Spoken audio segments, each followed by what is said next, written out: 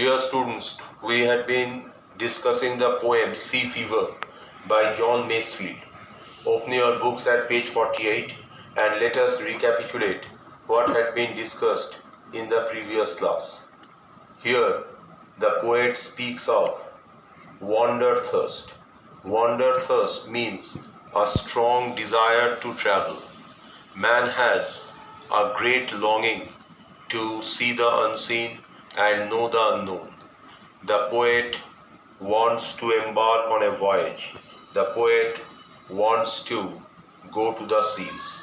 The anticipation of a sea voyage fills the poet with excitement. Here, the poet describes or gives a vivid description of the seascape. The poet in the first stanza expresses his strong desire to go to the sea and the sky. He describes the sea and the sky as lonely. Lonely means without any companion. The sea has no companion, the sky has no companion, so they are lonely. And what does the poet want to continue his journey? The poet wants a tall ship and a star. Why does the poet want a star? This star is the pole star, and the pole star has a fixed position in the sky, Dhruva Nakshatra. By looking at the pole star, the sailors can chart their course. Dhruva Nakshatra dike takiye navik tar path khunje paye. So the poet wants the pole star to steer the ship, that means to take the ship in the right direction. He will also experience the wheel's kick. Wheel means the steering wheel. When the ship faces big waves, the steering wheel seems to come back and seem to hit the person. This is called the wheel's kick. And the wind song, when the strong wind blows, a terrible sound is produced. This is called the wind song. And the poet will also see the shaking of the white sail. Sail means a coarse piece of cloth that can be found on the deck of the ship. The wind hits at the sail and the ship sails. Banglaয় বলে পাল. The wind hits the sail. যে পালে এসে বাতাস ধাক্কা দেয় and the ship sails. There is a mist on the sea's face. Mist means fog. Why is there a fog on the sea's face? Because it is early in the morning. Early in the morning, the sea is covered with a grayish fog. That is the color of the fog. And because of this grey fog, the dawn, that means early morning, also looks grayish. The grey dawn is breaking. Break means to set in. The poet wants to enjoy these natural beauties. Now we are going to the second stanza. I must go down to the seas again, for the call of the running tide is a wild call and a clear call that may not be denied. The poet says that he must embark on a sea voyage. He cannot rest until he embarks on a sea voyage, because the sea is calling him. It is the call of nature, and the call of nature cannot be denied. That means the call of nature is irresistible. Irresistible means something that cannot be resisted. Apratilodha. The call of nature is irresistible. What does the poet hear? He hears the call of the running tide. What is tide? When the sea water enters the river, it is called tide, Juar. So the call of the running tide is heard by the poet. This running tide, this call of the running tide has been described by two adjectives. What are the two adjectives that describe the running tide? The two adjectives are wild and clear. It is a wild call. That means this call gives rise to excitement. এটা উত্তেজনা সৃষ্টি করে. It is a clear call because the poet can hear it perfectly well. That is why it is a clear call. And this call is irresistible, and the poet cannot deny it.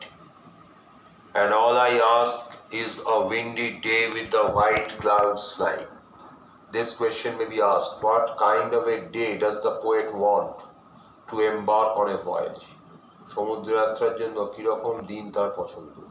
The poet wants a windy day, that means a strong wind must blow. Why does the poet want a windy day? As I have already said, this ship does not sail with the help of a machine.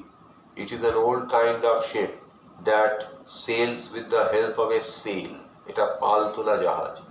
Until and unless the wind hits the sail, the ship cannot move. That is why the poet wants a windy day. If there is no wind, the ship cannot start its voyage. And if there is no wind, even after starting the voyage, the ship will be stranded in the sea. Stranded মানে আটকে পড়া. বাতাস না থাকলে সমুদ্রযাত্রা শুরু করা যাবে না, আর করলেও মাঝপথে জাহাজ আটকে যাবে. The ship will be stranded midway. That is why the poet wants a windy day. He wants white clouds to float in the sky. If the strong wind blows, the white clouds will fly. That means the white clouds will move very quickly across the sky. And the flung spray and the blown spew and the seagulls crying.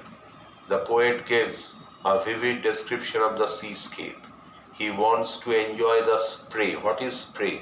Spray means liquid that is scattered in the form of drops.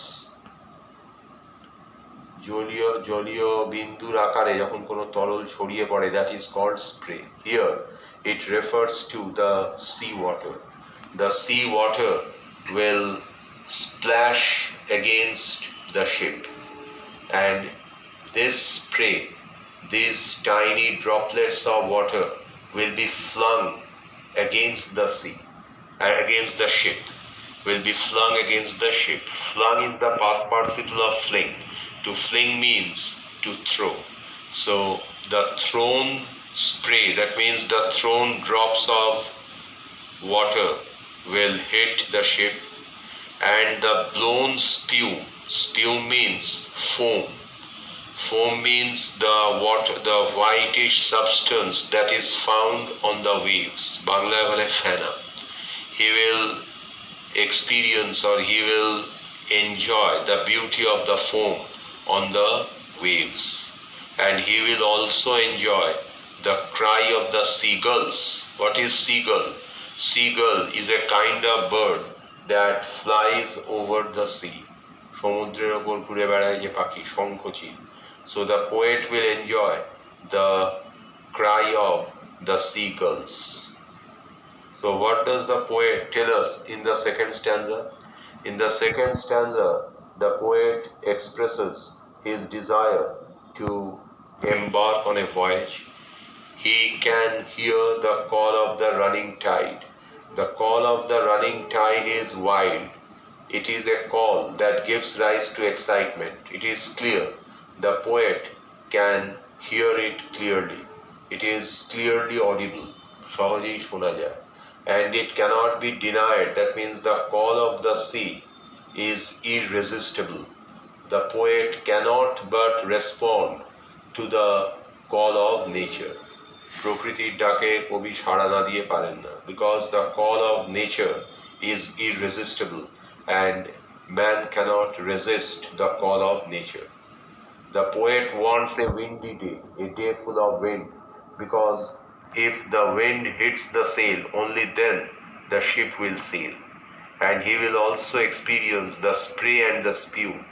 The spray means the liquid that is scattered in the form of drops. In this case, the liquid is seawater. The seawater will be scattered in all directions. And he will also enjoy the beauty of the foam, phana, on the waves. He will also enjoy the cry of the seagulls. So the second stanza comes to an end. Next day we will finish the poem. So go through it. I will send you the questions. Try to solve them. Thank you.